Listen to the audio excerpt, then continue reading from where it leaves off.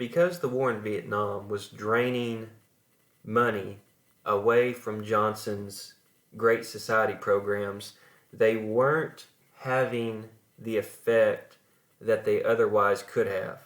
And this created a sense of frustration amongst African Americans. This feeling that the government either wasn't doing as much as they could or wasn't able to help them at all. On top of this, once the Civil Rights Act was signed in 1964, which did away with segregation in public places, and the Voting Rights Act of 1965 did away with poll taxes and literacy tests, for the very first time, many African Americans are finally getting a taste of what equality is like. And now, any form of racism and any form of discrimination, which they have put up with for so long, becomes intolerable. They are no longer willing to accept it. And so in the mid-60s, you see several examples of black rage in the form of riots. One of the most famous being the Watts riot. Now, Watts is an African-American neighborhood in Los Angeles. And the riot began after a traffic stop involving an African American went wrong. There was some police brutality, and the African American community just started to burn businesses and destroy property. 2 years later, there was another riot in Detroit, and once again, it was started by an act of police brutality. Some Detroit police officers were breaking up a party that was being thrown for some African American soldiers who had just returned home from the war in Vietnam. And something happened between the police and the soldiers, and this led to a riot in which enraged African Americans once again destroyed thousands of dollars worth of property and burned businesses and so on and so forth. Something else that has come out of the civil rights movement was the idea of black power. Now, black power can mean a number of things. One of the things it can mean is the right of African Americans to defend themselves and essentially decide their own futures. There's a number of good examples of this. One is Stokely Carmichael, who is pictured at the bottom there. He actually became the leader of the Student Nonviolence Coordinates Committee in 1966. But he was a believer in black separatism. Now, he was influenced by Marcus Garvey. You may remember him from the 1920s. He advocated the Back to Africa movement. He thought that the best thing for African Americans was to simply remove themselves from white society and go back to Africa. Well, Stokely Carmichael doesn't necessarily think that African Americans should go back to Africa, but he thinks that they should separate themselves from white society. And so in 1967, he actually expelled all of the white members of SNCC. Another icon, if you will, of black power was Malcolm X. Now, Malcolm X was born Malcolm Little. He was a farm boy from Nebraska, and he eventually drifted into a life of crime. I say a life of crime. He got in trouble with the law, ended up in prison, and in prison started to study in the prison library, was exposed to the Nation of Islam for the first time and became a member. Now, the Nation of Islam, despite the name, does not necessarily share the same beliefs as mainstream Muslims, but they're also known as Black Muslims. And they also believe that the best thing for the African American community would be to just separate from white society altogether. And they also believe that violence is justified if it's used in self-defense. So this is Malcolm X. His attitude is, white people are bad. He actually gave an interview in 1963 in which he referred to white people as devils over a dozen times.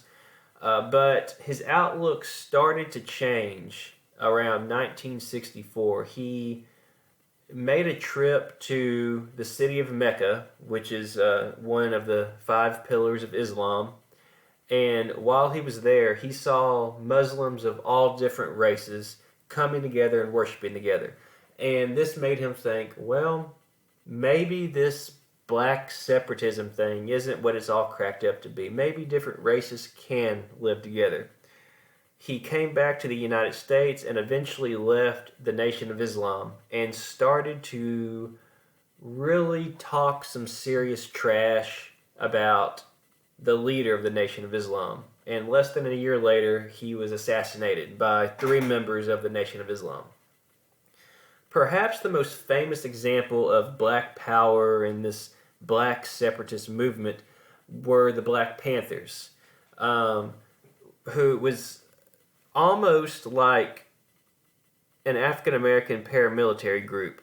They would arm themselves. They believed that they should arm themselves against whites.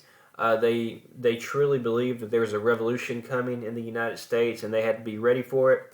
But basically, they would patrol African American neighborhoods to protect them against white violence. So, if nothing else, one thing to take away from this is Martin Luther King's emphasis on nonviolent protest is starting to be met with some resistance, especially from younger African Americans who are no longer willing to tolerate racial discrimination. And this was a real struggle that Martin Luther King had toward the end of his life. There were more and more African Americans who were not willing to jump on his wagon of nonviolent civil disobedience. They wanted change and they wanted it now.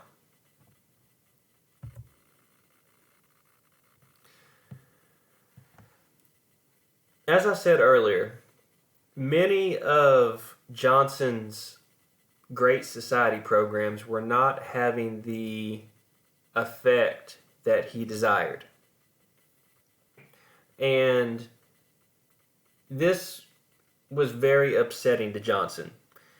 He felt that, he always referred to the Great Society as my goddess, or the woman I always loved.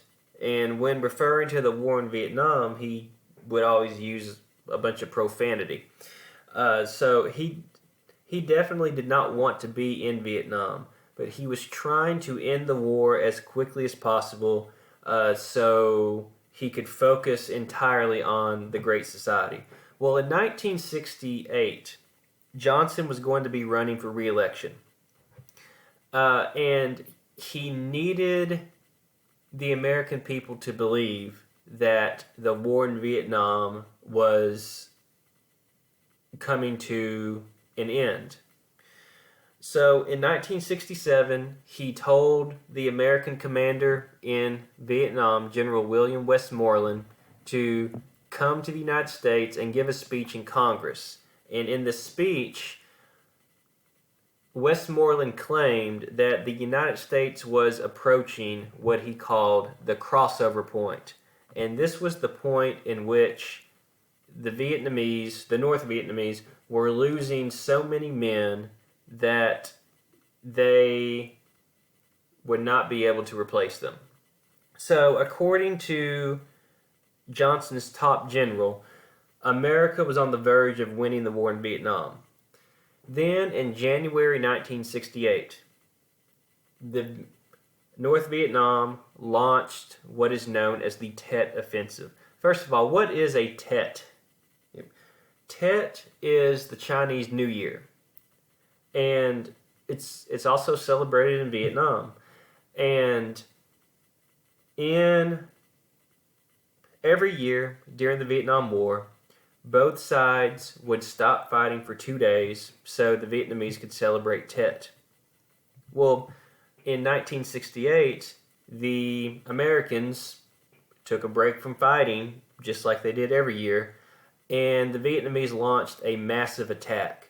They used a trail that had been cut through the countries of Laos and Cambodia, which was named after Ho Chi Minh, the Ho Chi Minh Trail. They slowly snuck into South Vietnam, and in the early morning hours of January 30th, 1968, they launched a massive attack, and they actually attacked over 100 targets in South Vietnam. Now, there were American reporters in South Vietnam who captured this on camera, and at night, American families were actually witnessing the fighting on their television screens. Around 90% of all the news coverage in early 1968 was dedicated to the war in Vietnam. And at this point, it became apparent that the United States was not on the verge of winning the war. And this led to the phrase credibility gap. So what exactly is the credibility gap? This is the gap between what the government was telling the American people was happening in Vietnam and what was actually happening in Vietnam. So by the end of the 1960s, most Americans had stopped believing what the government was telling them, and support for the war was rapidly declining. Not long after the Tet Offensive, President Johnson gave a speech that was broadcast on television. When he gave this speech, it really did not have an end. It really had not been finished. His speechwriters weren't finished with it. And they told him, Mr. President, your speech doesn't have an end. And he said, that's okay. I haven't ended mine. I think I know what I want to say. So nobody really knew what he was going to say at the end of this speech. And he shocked everyone when he said this. With our hopes and the world's hopes for peace and the balance every day, I do not believe that I should devote an hour or a day of my time to any personal partisan causes or to any duties other than the awesome duties of this office, the presidency of your country. Accordingly, I shall not seek and I will not accept the nomination of my party for another term as your president.